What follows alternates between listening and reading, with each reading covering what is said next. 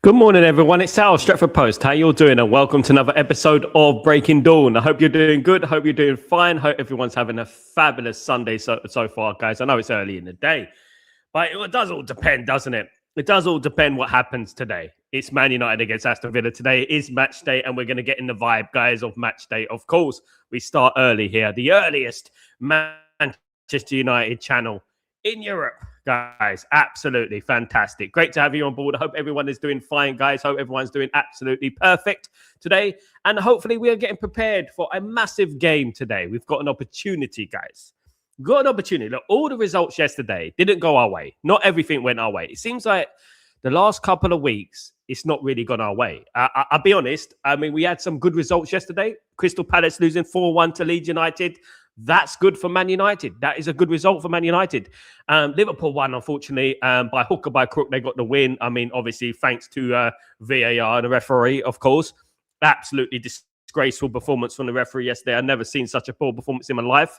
Absolutely ridiculous. I mean, I don't understand, guys, how we can have like Dallo, who gets a chokehold against Bournemouth, and it ain't even on VAR. Yet someone accidentally basically clips someone's heel or treads on someone's heel, and it's a red card. It's ridiculous, isn't it? So how can you get a red card from accidentally treading on someone's heel when you look at it slow motion, guys? Now, look, sometimes I walk too fast and I accidentally tread on my wife's heel or something like that, and then she gets annoyed at me. And it doesn't mean I do it maliciously, but that's what happened yesterday in the game. You know, the guy was running, and then the heel, you know what I mean? And he trod on the heel. It wasn't a malicious tackle. It was not a red card. And basically, I would argue that with everyone. And it was a disgraceful red card, in my opinion. It's like we're taking out common sense out of everything. It's just common sense. Just want to fit a narrative. That's what they want to do. Fit a narrative. But it's Liverpool. They won a league like it. They won a league with VAR. Let's not forget that. They won a league with VAR. Won one league with COVID, one league with VAR. So, guys, anyway, enough about that. Man United got an opportunity today. Man United got an opportunity to come in the top four and join top four. Three of us now. Liverpool, Man United, and Chelsea. Liverpool and Chelsea are on 29 points. Man United on 26. If Man United manage to pull off a fantastic win against Aston Villa, which is going to be very difficult, of course, we will also be on 29 points, guys. So I hope we do. But it is a difficult game. My biggest concern, obviously, is Liverpool. Liverpool, you know, they seem to be getting these results. They seem to be getting the luck in their way again. So we got to try and win. If we can try and win, if we can manage to win this game, they'd be absolutely fantastic. It'd be brilliant. But enough of that, guys. Enough of that. Now, let's talk about transfer news. Let's go into it, guys. Now, a few months ago, I spoke about a player. Guys, I spoke about a player that from Portugal who currently plays for Porto a few months ago, long time ago. Now, apparently, Man United have kept tabs on this player, and Man United are incredibly interested in this player. Now, obviously, he plays in a similar position to the likes of Semenyo. So this does give you an idea of the players that Man United are looking for. Man United are looking to completely revamp that front line. They're completely looking to revamp the wing and the attack.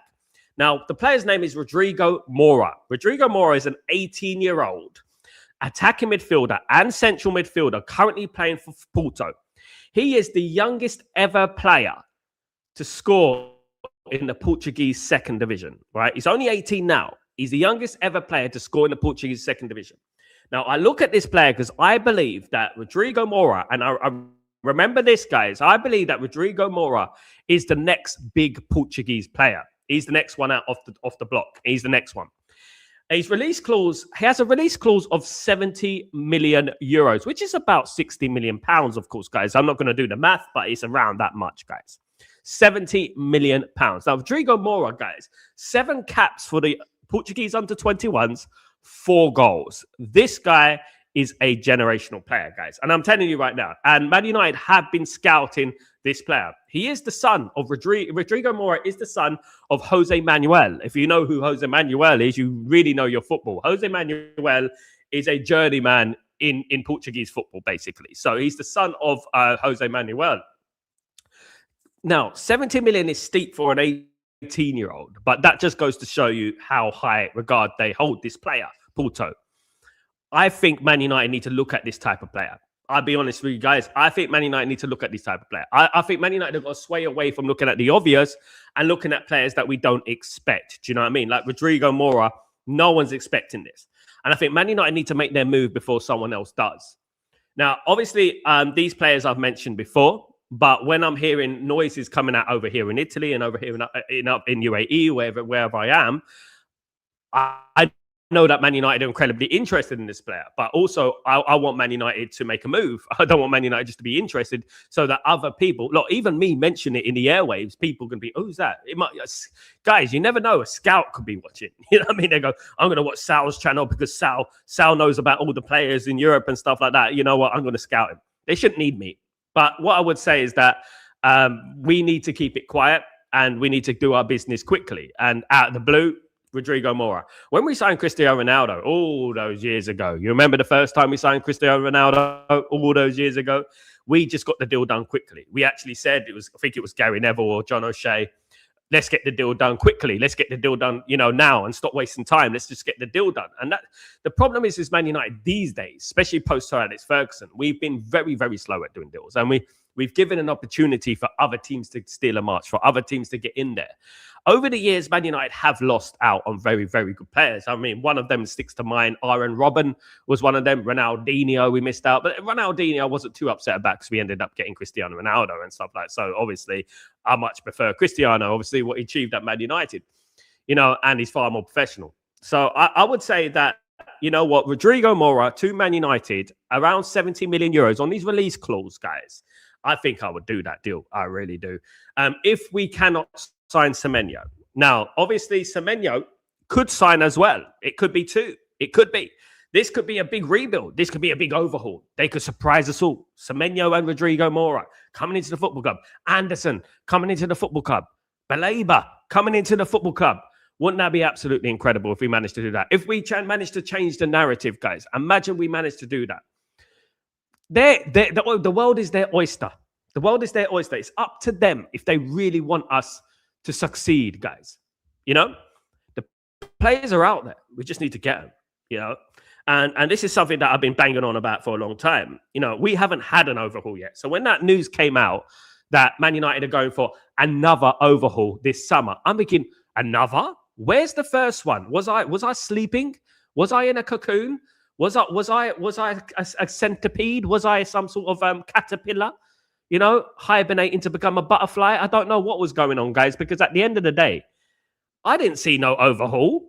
Did you see an overhaul? I didn't. All I saw is Rashford going on loan, Rasmus going on loan, bringing a couple of players in the attack and a goalkeeper in the last minute, and that's about it. I mean, other than that, I didn't really see anything. I mean, come on, guys, honestly. Another overhaul. My goodness me. Absolutely ridiculous when you think about it, guys. It is. But anyway, Rodrigo Mora to Manchester United is on, guys, and that is something to play by ear. Rodrigo Mora, 18-year-old, Portuguese, under-21 international, 7 caps, 4 goals, attacking midfielder, centre midfielder, very versatile, can play on the wing as well, guys. 70 million, of course, guys. Now, this Semenyo news, in regards to Antoine Semenyo news has wheels. It is really, really serious. And Man United are interested heavily in Antoine Semenyo. But one of the main characteristics about this deal that I want to talk about is that Man United may be going tooth and nail for this deal because they want to prevent other teams from getting Antoine Semenyo. Liverpool and other teams around Europe are interested in Antoine Semenyo.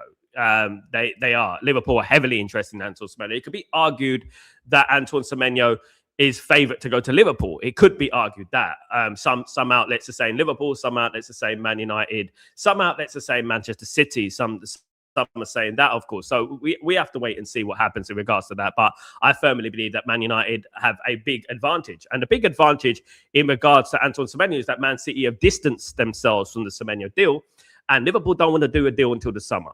Man United could do a deal in January. So that could entice Bournemouth. That could excite Bournemouth. Man United could pay a little bit extra for Semenyo, and we can get Semenyo in January. Yes, that would help Man United. Anything will help Man United. A midfielder will help Man United. Attacking player will help Man United. Now, I want to ask you guys the question, right? Man United and Ahmad, right? I want to know your personal feelings about Ahmad. Now, it's very important because I come from a generation, the late 80s, where I started supporting Man United, where we had fantastic wingers, Andre Kanchelskis, Lee Sharp, Ryan Giggs, and we go on and on. David Beckham, of course, was another one. Cristiano Ronaldo, later on, of course, guys. We've had great wingers at Manchester United, in particular, wingers with pace, wingers who can cross, wingers who are technically gifted. One of the main characteristics in regards to Man United's wing play is basically strength and power in regards to their running, almost like Olympic sprinting, but also with flair and skill and control and assists. Is our right-hand side weak? Should Ahmad be a starter at Man United? Now, look, guys, I have my opinion about it. I think he should be a bench option. I do think that. I think he'll be great off the bench. It'd be fantastic on the bench. And that's no detriment to anyone. Anyone's on the bench. Every single player has a part to play at Man United. Every single player, whether it's on the bench, whether it's off the bench, whether it's on the first team start, you know, everyone has a part to play. Now, look, if Man United get Semenyo, will Semenyo want to play in the left wing back position? He is a right footer. You know, are we going to play the inverted stuff again? Are we going to play Semenyo left or Semenyo right? Now, I look at that and I don't see it as a bad thing. Of course I don't, because guys, I come from, again, I hate to bang on about it, but I come from a generation where we actually had substitutes. We actually had a world-class bench. And I think Man United do need a world-class bench. I think we're lacking severely in a world-class bench. And that's pretty evident from when we bring on these players in the first half, in the second half, and our performances drop, don't they? In general, like, we don't improve when the substitutes come on.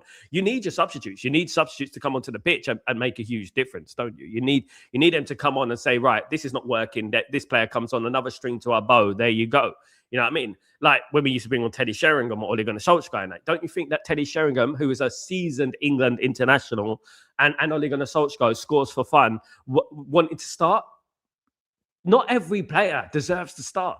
Not every player should start in a football team. We do not have 25 players on the pitch. You have to have substitutes. Stop trying to shoot players into position because they're entitled and they feel like they should play. Nobody at this Man United football team right now should be entitled to play, because none of those players right there have achieved anything. Now, I'm not saying they won't. They may do. And I'm not totally talking about Cunha and Embremo because they just walked through the door. I'm talking about the Ahmads, the Mainus, the this and that. I'm talking about these players who want to play. You know what I mean? You know, and I would say that achieve something. Go out there, achieve something. Earn your corn. Show us that you should be playing. Show us that you are the future of Manchester United. That's what you should do. You know? Now, I did say it, guys. One of the main things why Man United are looking at Semenyo, apart from his talent, obviously, right? One of the main reasons Man United are looking at Semenyo is because Ruben Amorim wants to build his own team. He wants a complete new attack, his own attack. And that could well mean Dorgu or Ahmad being dropped. It could well mean that. And if Semenyo agrees to play in those winger positions, those wing back, it's a wing back, whatever, but it is a winger, really, positions, Ruben Amorim wants his own team. So we're building the first half of the team, then we're going to build the second half of the team. It does look likely that a lot of players are going to be leaving Manchester United in the summer. I think so. I think we're going to get some surprising exits. I think that Bruno will end up leaving the club. I've got this feeling, guys. I do think that Mainu will end up leaving the football club. Sadly, as it is, it's just not worked out, guys. And sometimes in life, let me just tell you something. Not everything is sinister. Not everything has to be, a war between two people. It's just a separation of what it didn't work out. It's just, that's it. We didn't see eye to eye and things are just, for whatever reason, it just didn't work out. And we just have to accept that sometimes. In life, we just have to accept that sometimes some things just don't work out. Sometimes you just have to move on, at the end of the day.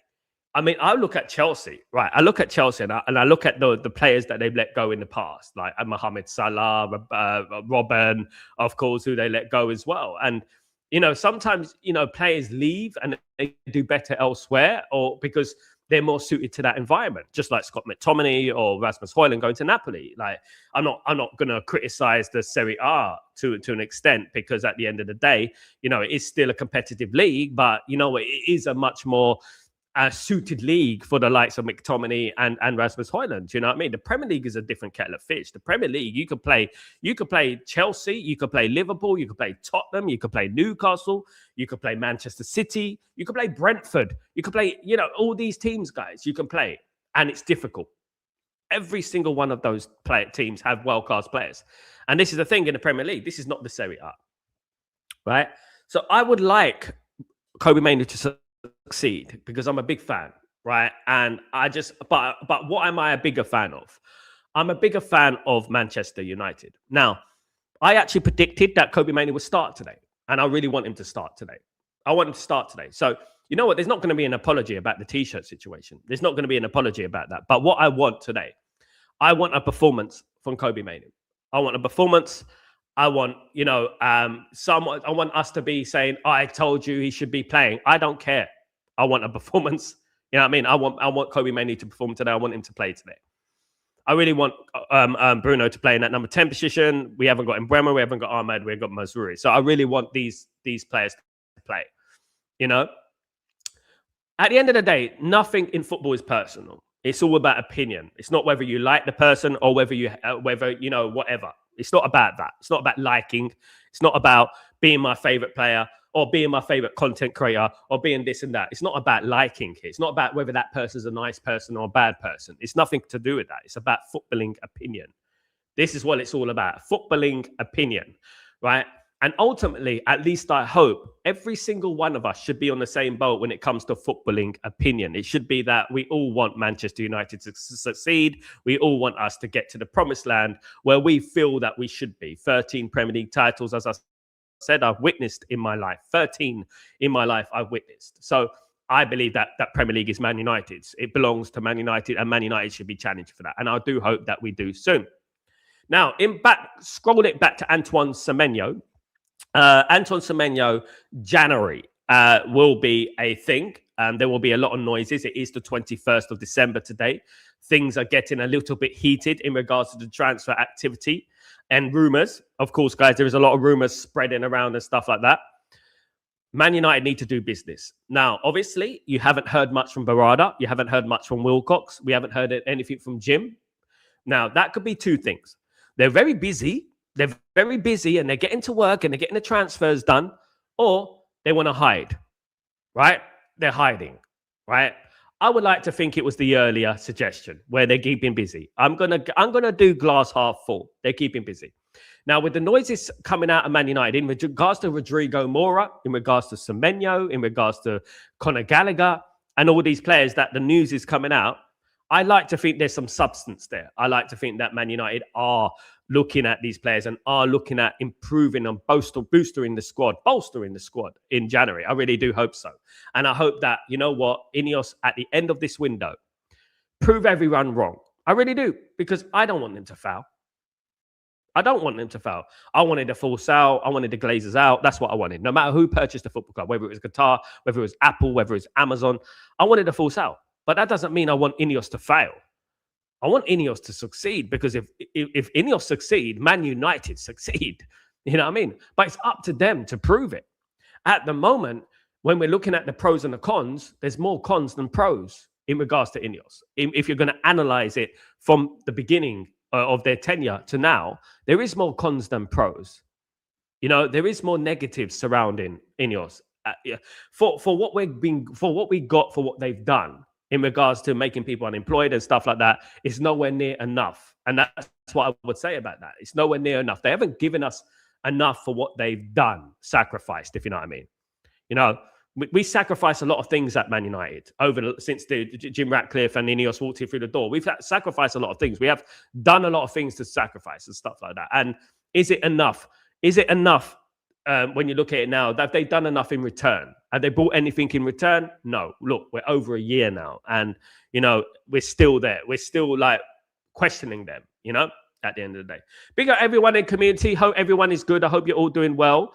Guys, thank you so much for joining me today. Hope everyone is blessed today, man. Hope everyone is good, of course.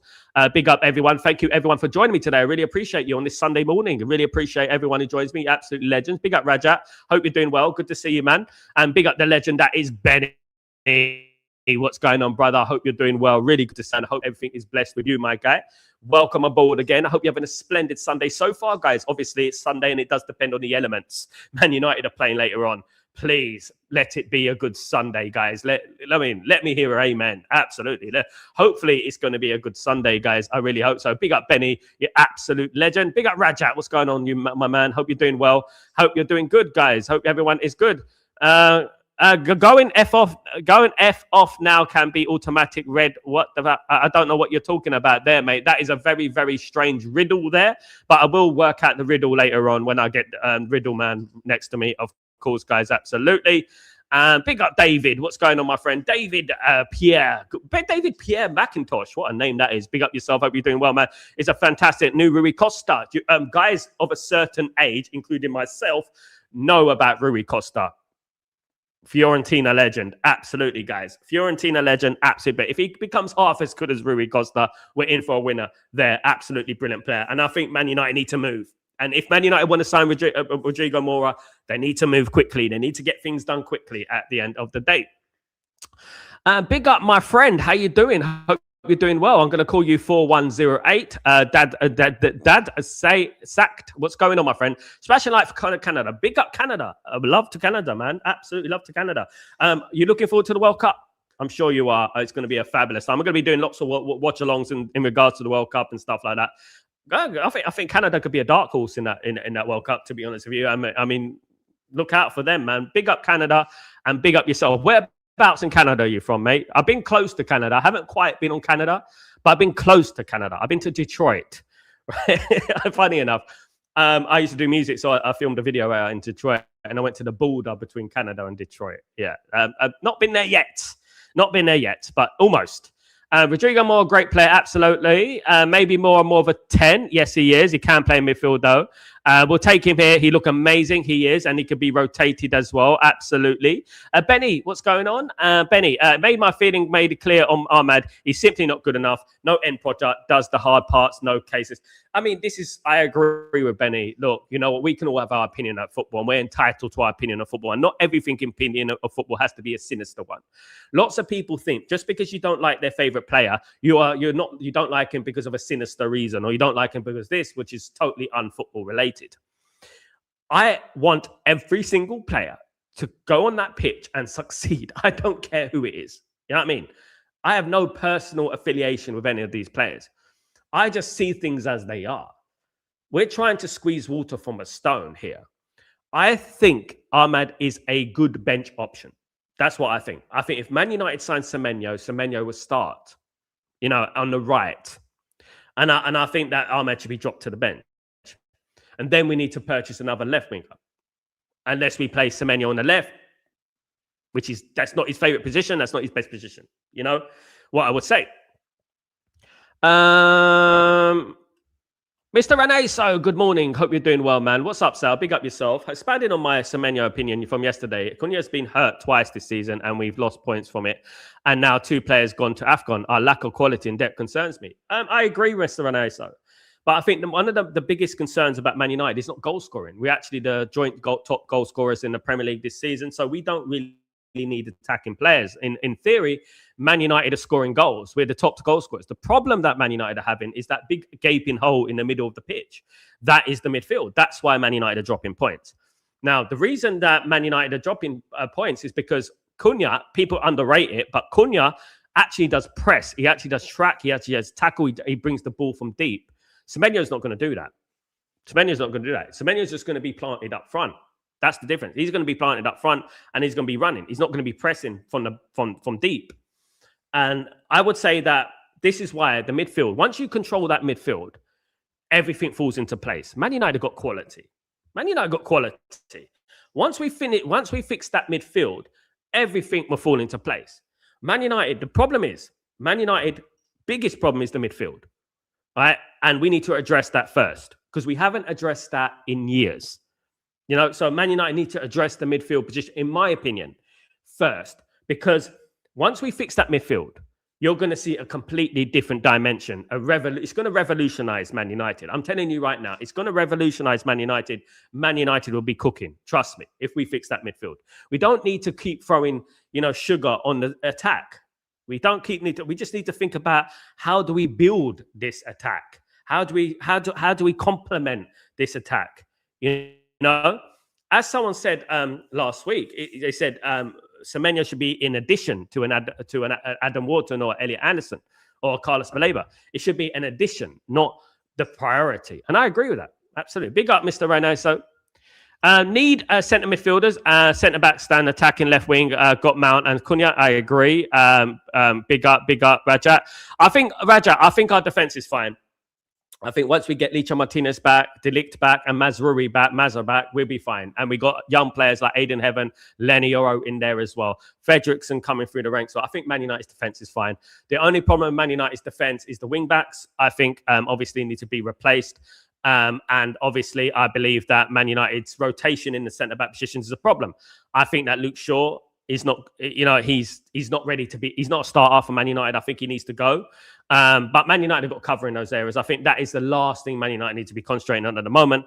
Man United's defence would improve. As I said before, Man United's defence was very good when we had Delict in there and we had Mazza in there and stuff like that. Our defence was actually quite good. And when Licha plays in that position, Man United's defence is actually quite good. So I wouldn't say that defence right now, centre-backs is not the problem, Midfield is the problem because the centre-backs are being exposed. That's why we're conceding goals. And especially if you have Aiden Heaven and Lenny Yoro, the two young defenders, and a makeshift defence, because that's what it is at the end of the day. It is a makeshift defence. But when we get Licha back, when we get Delict back, and when we get Mazraoui back, we're fine. We can't be signing defenders unless it's a free transfer of Mark Gui. You know what I mean? For example, Mark Gui comes through the door. Fantastic. Brilliant. But he's obviously wanted by a number of clubs across Europe, including Real Madrid. And it's going to be very difficult to get Mark Gui on a free transfer. So, look, I would say that the defence will be the last thing in my mind. It will be, the wing backs could counter the defence, the midfield, fix that midfield. Fix the midfield. You're not going to worry about defence. Trust me. Once you fix that midfield, you're not going to speak about the defence. Absolutely. Mr. Manet, so 65 million in January is still compared to summer prices plus our competitors. Our hands are a bit tired in January race. We need to the 6 more than anything, plus 6 more than anything. But they say positive. It is a positive, but you're absolutely right. We do need a 6, and we do need the midfield fits because the engine of the team, the engine of the team. You can't keep changing the wheels if you've got no engine. Do you know what I mean? At the end of the day, and if it's a Formula One race, you've got no engine. There's no point, in the pit, changing the wheels if you've got no engine, is there? And that's the thing. We got no engine in the middle of the park. We got Bruno and we got Casemiro. In fair play, they're great players. They have been great players, but they're slow. And they can't move fast, anymore. And when you're looking at the Premier League these days, one of the biggest characteristics of the Premier League is that they are athletes. They're quick, and they're strong, and you have to keep up with the game. And that is my biggest concern, and that was the concern against Bournemouth. If we had a midfield against Bournemouth, the game would have been won comfortably. We were Bagel FC in that midfield. In particular, when Manu came on, we were Bagel FC. Manu had some great touches, but we were Bagel FC at the end of the day. Slices of Sib. Facts. Big up Slices of Sib. Facts. Our club must let go players, managers, staff. If it does not work out, do not force it or there will be disaster. Listen, absolutely Slices of Sib. I've said it in life in general. If it doesn't work out, it doesn't work out. That's life. It's nothing personal. It just happens sometimes. Some people want to cling on to something because they believe that something sinister is going on. Conspiracy theories are going on and stuff like that, guys. The more you think like that, the more it drive you crazy. Let me tell you that right now. On a footballing level, this is what we do on Stretford Post. We think of things on a footballing level. Sometimes things don't just work out. Juan Sebastian Veron, who signed for Man United 20 years ago, was one of the best, if not top 5 midfielders in Europe. Right? And Man United brought him into the football club. It didn't work out. I still think he was a fantastic player. But obviously, when you're trying to challenge Roy Keane and Paul Scholes, it's very difficult. Do you know what I mean? But Juan Sebastian Veron was an absolute worldie. He was. And it didn't work out. There's many players that come to Man United. It just doesn't quite work out. And, that's just life. What's happened with Kobe Mainoo? It's like we're in a domino effect of negativity. It's like one after the other. This is why today I just want to concentrate on football. I just want him to come into that game, and I hope he plays. He probably won't, but I hope he plays. I want him to come into this game today and apologize on the pitch. That's all I want. I want him to apologize on the pitch. I want him to come onto this game and absolutely put in a worldly performance. That's what I want. That's all I want. I want that from Manu, and we're going to be happy. I don't care who's right, who's wrong, because none of us are right, none of us are wrong. Because at the end of the day, when we're wrong, we're all wrong. Because it affects Manchester United, isn't it? When Man United lose, we all lose. When Man United win, we all win. That's why when people come up to me and say, Sal, you're right. You were right about that. You're absolutely spot on. I don't care. Honestly, I don't care. My ego goes far beyond what Man United, far beyond that. Man United are far greater than my ego. My opinion will be gone, long gone. My opinion will be long gone. Man United will still be here at the end of the day. And that's what it is at the end of the day. It's all about Man United. And that's what it's all about. And Man United will transcend many generations and stuff. And what we have to concentrate on is what is best for Manchester United. Are things working out? What are the noises surrounding this situation? Too much negativity, too much noise. Exactly the problem that has been the Man United motto for the last 12 years. Too much noise, too much negativity, too much leaking to the press, blah, blah, blah, blah, blah. Every single week, there's something. There'll be something next week. Don't worry about that. There'll be something next week and the week after. God forbid we lose to Aston Villa. You know what the noise is going to be. You know what I mean? You might as well just turn off your social media because you know it's going to be absolutely rife. The noises surrounding it. Do you know what I mean? Absolutely.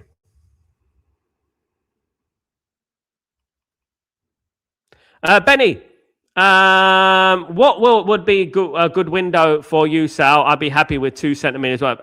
Absolutely that, Benny. Absolutely that. 2 centre midfielders would be great. Probably a right wing back or a left wing back would be absolutely fantastic. Look, guys, I said it a few months ago. Man United do need to sign about 10 players. I know that, but we're not going to sign 10 players. But if Man United, if you were given the option, guys, and this is a question for the community, all right? If you were given the option of signing 2 players, only 2 players, right? But it would cost us around 200 million, right?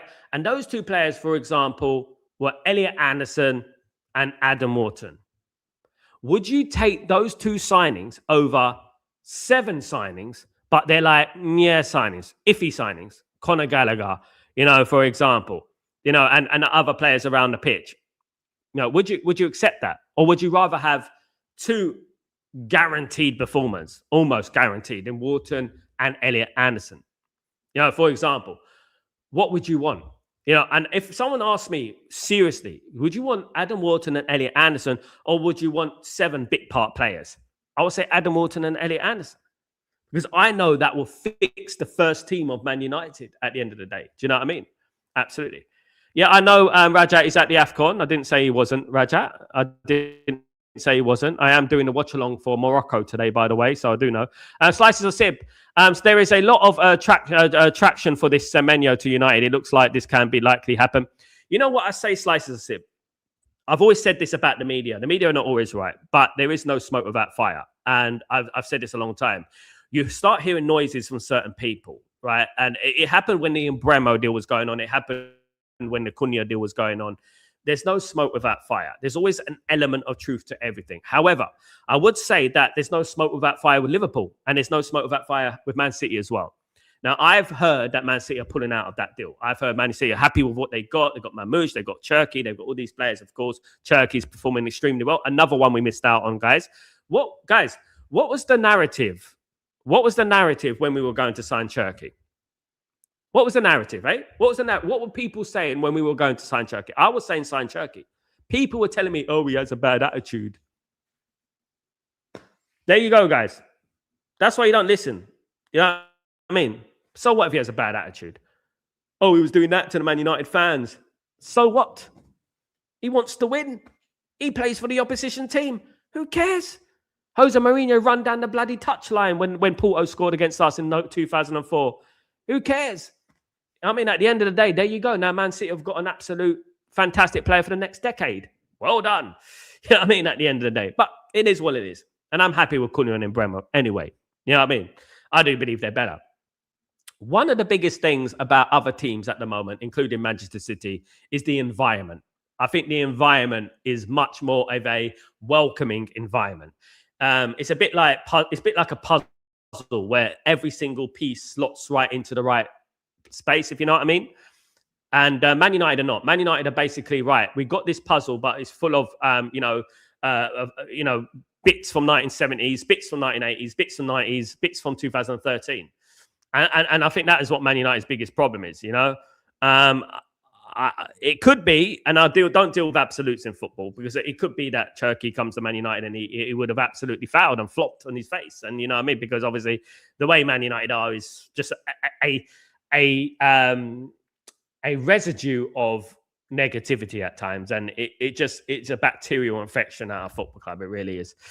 Big up Slices of Sib. Hope you're well, of course. Big win today. Come on, Kenyon. Let's do this, my friend. Let's do this. Hey, big up Marky Mark. What's going on, my friend? Hope you're doing well. Good to see you, mate. Morning, Sal in the community. How are you, my friend? Very well, man. Bit groggy today, but I'm all right. I'm getting there, mate. Thank you so much for asking. Excited about nervous for the game today, but we will win. Big up, Sal. Come on, Marky Mark. Love the positivity. Good to have it, guys. Good to have a little bit of positivity. Hey, what's going on, Max? How you doing? Big up yourself. Hey, Sydney, I absolutely agree. Would you consider that Gui and Semenyo would cover the roles of a midfielder? Nope. No, they won't, mate. They can't play in midfield. Gui can't play in midfield. No, he's never done it. Semenyo's winger, that's it. Semenyo's a traditional winger. He will never play midfield. We will get absolutely mullered in that midfield if we did that, mate. It can't happen, Matt. Sorry, man. Villa will be a difficult game, absolutely. The one saving grace for me, Raja, is that Man United have a good record at Villa Park. That's the only saving grace that I have. Even when Man United weren't at their best, we managed to win at Villa Park, and hopefully we continue that narrative. Obviously, Aston Villa have won 9 in a row, of course. So, records are there to be broken. And that's what it is. Why not Man United today? Why not Man United end that record of Aston Villa? Why not today? It's not going to last forever, is it? It's not going to last forever. So we have to make sure that we end it. I hope we get the job done. Form goes out the window. Absolutely, Kenny. Big up, Kenny. Hope you're well, mate. After a long though, Semenyo and Edison are gettable, both with release clauses, and that both benefit us for a good while. I'm not sure about Edison, Kenyon. I'm not sure about Edison. Edison has been off form for a while, but yeah, he's a good player, but not at the price that they were asking for. Absolutely not. But I would prefer Anderson. Again, it's the Serie A thing, Kenyon. Serie A players, they perform well in Serie A because it's Serie A. McTominay almost got a Ballon d'Or in Serie A, for goodness sake. At the end of the day, look, I would much rather Elliot Anderson or Adam Warden, who would cost about the same price, mate, Kenyon, at the end of the day. Semenyo is a luxury option. Man United need to fix that midfield before they get Semenyo, in my opinion. I don't think Mainu will apologise at all. No, he won't apologise because, he's part of that generation where they think that, they're never wrong. It is, I'm thinking 2-2, big up. A draw wouldn't be the worst result in the world. Benny Ahmed is a pure old street winger, mad, inconsistent player. He's not even a street winger, mate. You know what I mean? He dilly-dallies on the ball. Street wingers used to take on their man. You know what I mean? My friend from Toronto, my brother, big up. Detroit is about 4 hours away, so you're not wrong, man. I was in Detroit. Yeah, I was in Detroit. I went to the border, and there's like a border between Detroit and Canada. I actually worked with Shady Records at that time. I was working with Shady Records in Detroit. Went to Motown and stuff like that, guys. Yeah, man, your old boy Sal's done a lot of things in life, guys. Absolutely. Don't just come on streams and start talking the smack. Absolutely not. You know what I mean?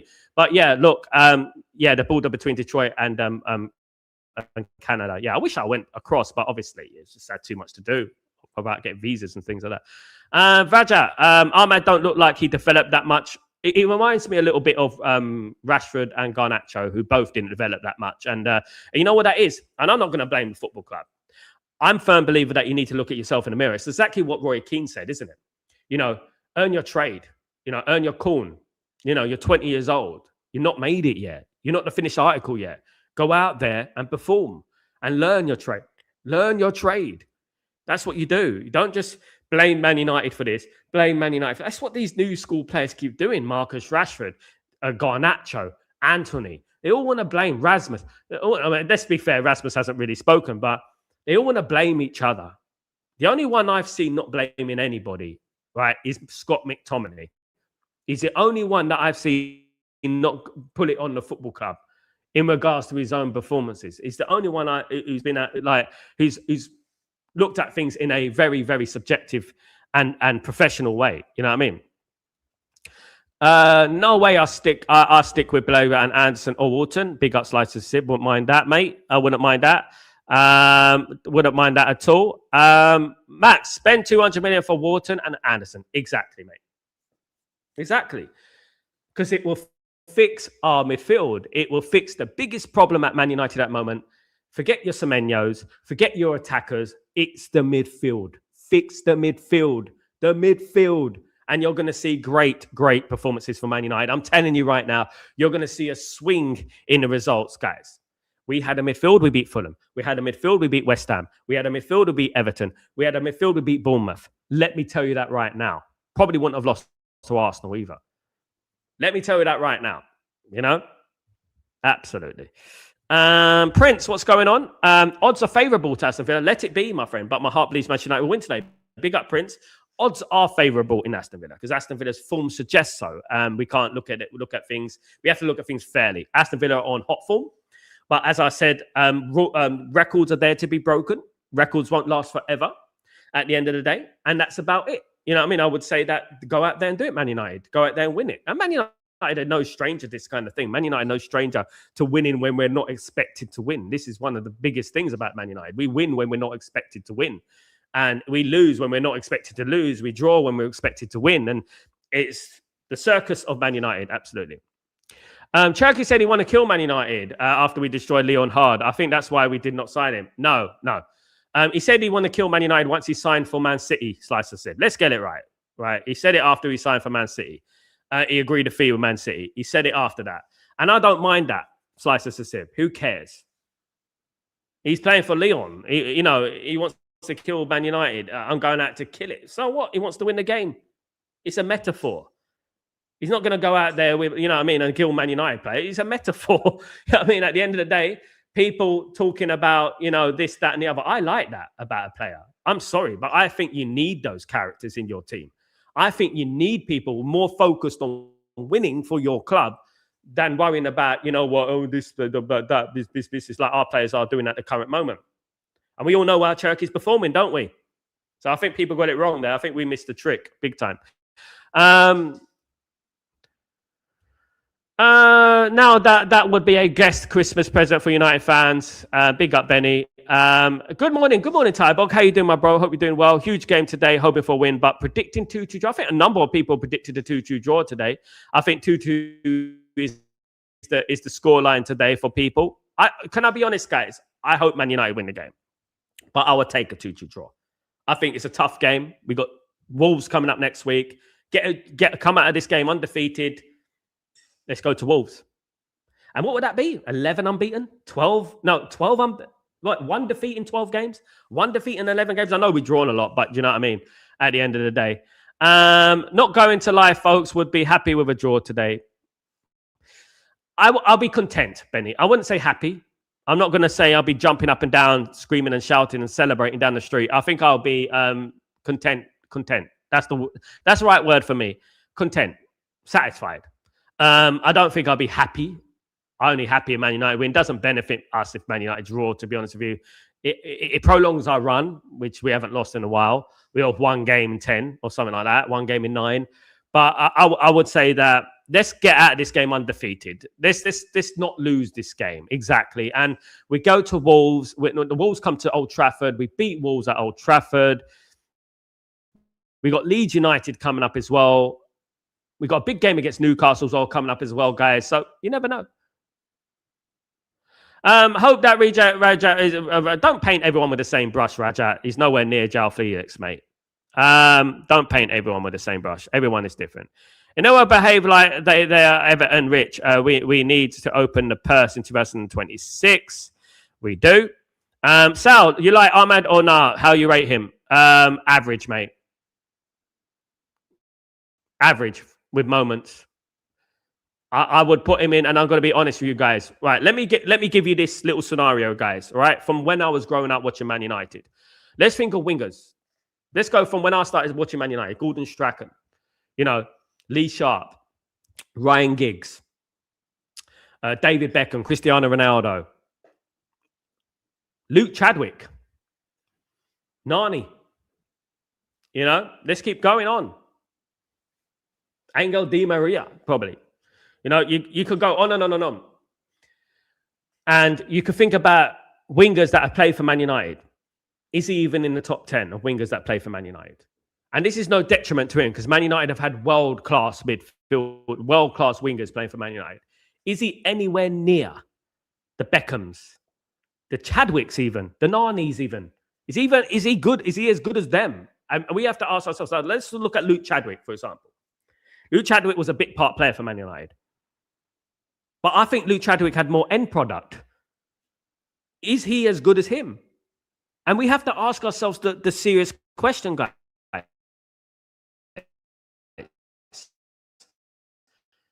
And then we have to say, okay, let's clear the head on recent things. Let's clear it.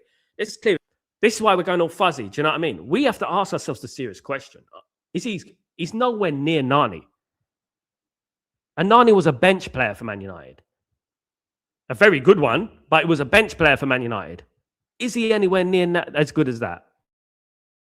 Then you have to ask yourself, okay, now we're looking at the top 10 in the Premier League. Would he get into any of the top 10 Premier League wingers? Apart from Man United, obviously. Any other team? Top 5? Would he get in any of those teams? Don't know. It's obviously debatable, isn't it? It's one of them ones where it's debatable. Will I support Ahmad? Yes, of course I'm going to support Ahmad. I hope Ahmad succeeds. I hope he becomes world-class. I hope he wins a bloody Ballon d'Or. I hope. But I'm going to call things as they are right now. And I really hope he performs today. But this is what I'm talking about. Criticism.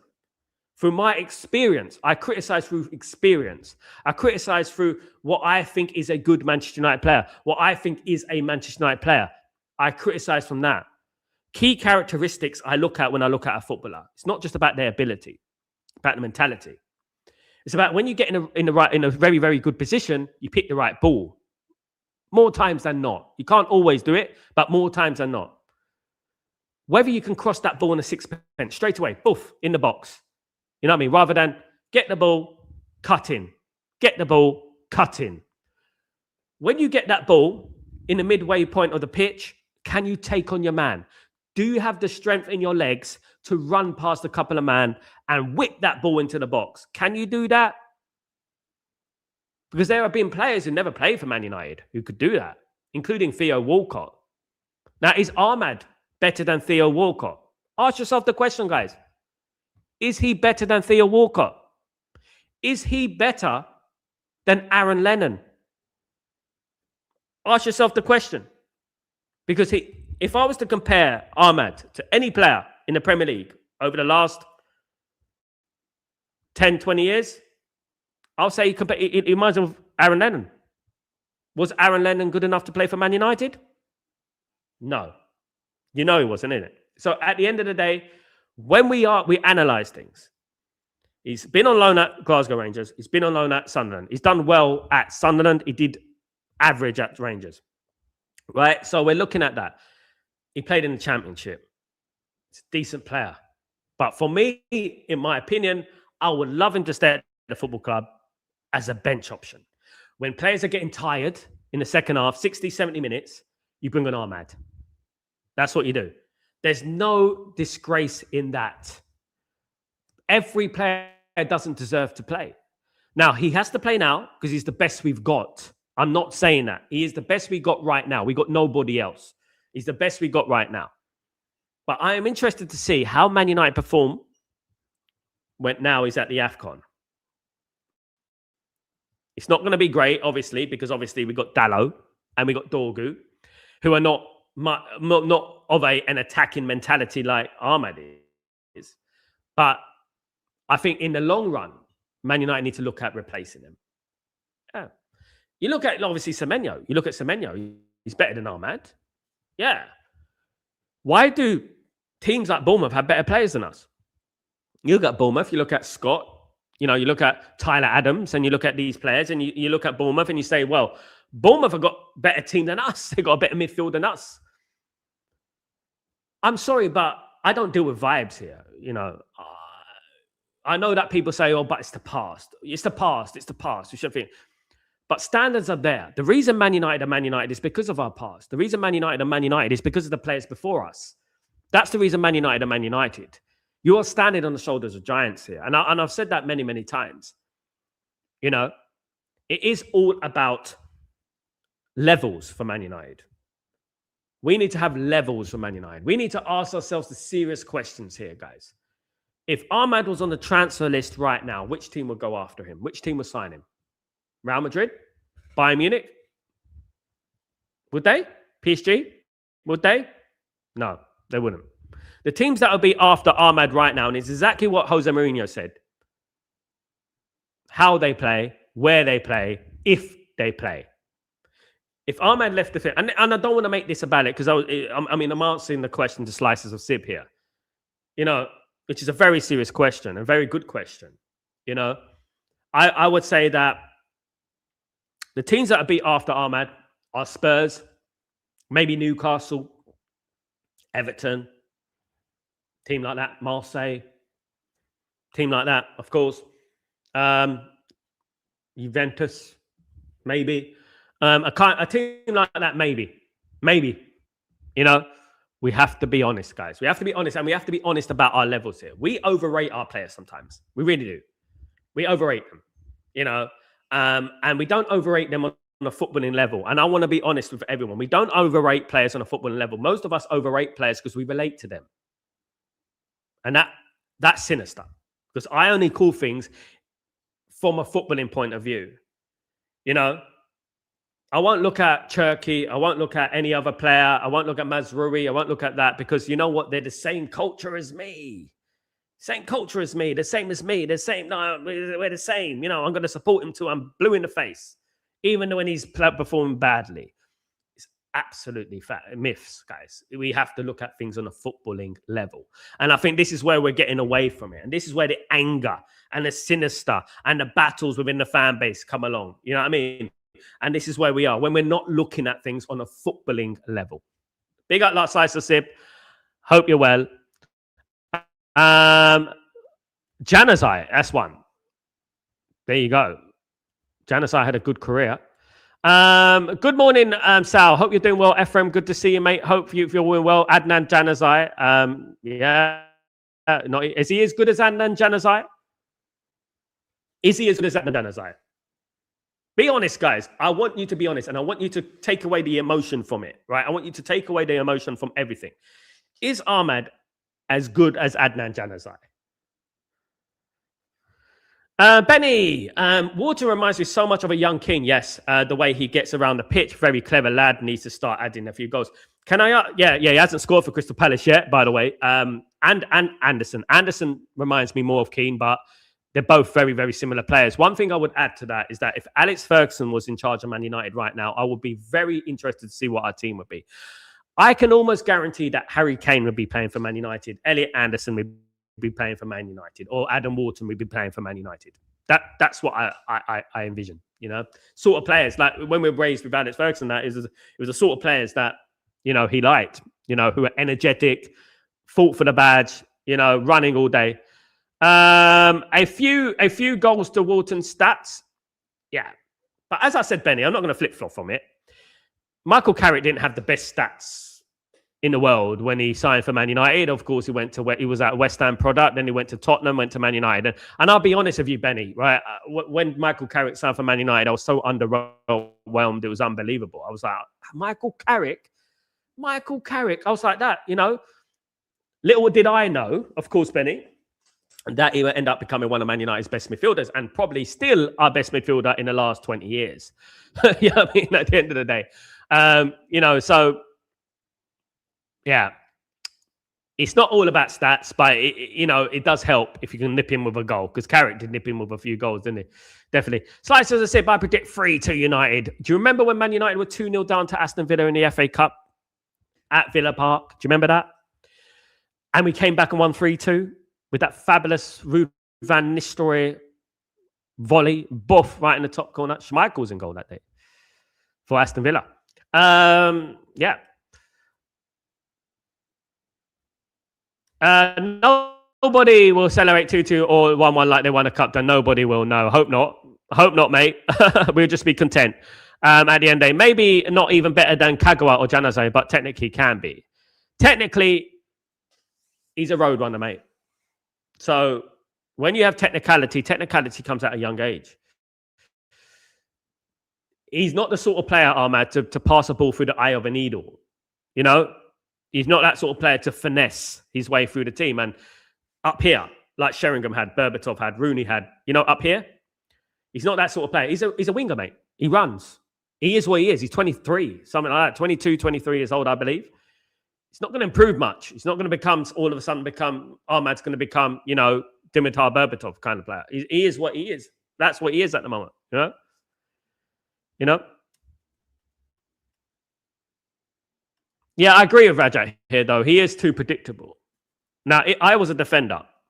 And one of the good things that I used to like when I used to defend, I used to like players who cut in a lot. I didn't used to like players who go down the wing. I used to like players who cut in a lot. And when they cut in, it's easier to defend. Let me tell you that. It's easier to defend, especially in a 4-4-2. Would Ahmed even start current teams? Also, those teams have depth. He wouldn't know. Is he as good as Madueke? Is he as good as Martinelli? Is he as good as Saka at Arsenal? Obviously not. No. But why not? We need players who are. We need players who are good enough to start for Man City, are good enough to start for Arsenal. We've got to think about levels here, you know what I mean? And I'm not just, this isn't the Ahmad show, guys. There's a number of players at Man United. Luke Shaw, you know, not good enough. You can argue, you know, a lot of our players, Casemiro, Bruno, and are they going to take Man United forward? Are they good enough to take Man United to the promised land where we want to be? And we have to be obvious. We have to be honest with ourselves as Man United fans. You know what I mean? Benny, good wingers always have fullbacks. Guessing Giggs would take you on the left. Exactly. The right cross, something different. Every time, decent fullback has Ahmad in his pocket all day. Exactly, Benny. Now, what would Ryan Giggs do? Ryan Giggs would wiggle his way on the wing, right? But more times than not, he'll go on the left and he'll get a cross in. But more times than not, more times than not, he will do that. But every so often, Giggs will get the ball. And when you least expect it, he'll cut in. No one's expecting it. Then this big gaping hole would arise because everyone's going to the left, right? Then this big gaping hole would arise and then it would just bend it in the corner. You know what I mean? Sometimes Giggs was assist. Sometimes Giggs would take on the whole team and smash it in the top corner. Sometimes Giggs would cut in. Sometimes Giggs would score a header. You know, sometimes Giggs would whip in a great cross. So many strings to his bow. This is what we're talking about. It's levels, guys. And people don't want to mention this. They don't like mentioning Ryan Giggs. They don't like mentioning Beckham because we're talking the truth. Or we can't look at the past. We have to look at the past because that's who we are. We have to look at these players because at the moment, I guarantee you guys, let me tell you this, and this is no insult. Beckham at 50, Ryan Giggs at 50, right, will come into this Man United team right now and do better. And they'll do better. At 50. I'm being honest. Big up, Tyrell. What's going on, my friend? Hope you're doing well. Hope you're blessed. Good to see you, mate. Of course. Benny, watch the video of Wharton's agent on TS. Seems to be well-leveled-headed lad with the right people around him. That's important, though, isn't it, Benny? It's important to have the right people around you. It's important to have, people keep you, keep you on your toes, unlike Bainu, of course, who has a brother who wants to blow smoke up his backside.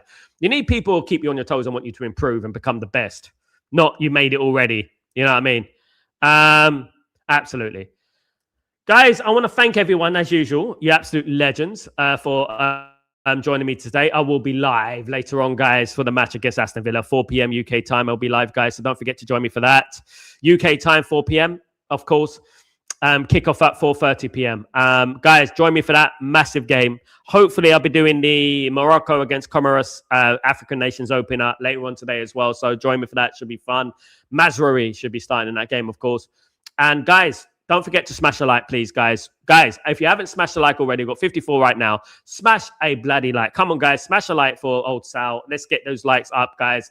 Let's get it to 50 likes for the end of today, guys. I really appreciate everyone in the stream, guys. You're absolute legends. It's been a great conversation. This is what we have on Stretford Post, guys. We have real conversations about real subjects. We don't want to sugarcoat anything. We don't want to overrate anything. We don't want to be overly zealous or overly pessimistic. We call things on a balanced level. That's how we should always do. We don't call things on a personal level. We don't call things on any stretch of the imagination sinister. We call things based on Manchester United and football. That is about it. That's all. That's all that matters at the end of the day, isn't it? Bring on the win today, away at Villa Park, guys. Bring on Manchester United, guys, and Aston Villa later on, guys. And take it easy. Have a great day. I'll see you later on for the match. Take it easy, guys.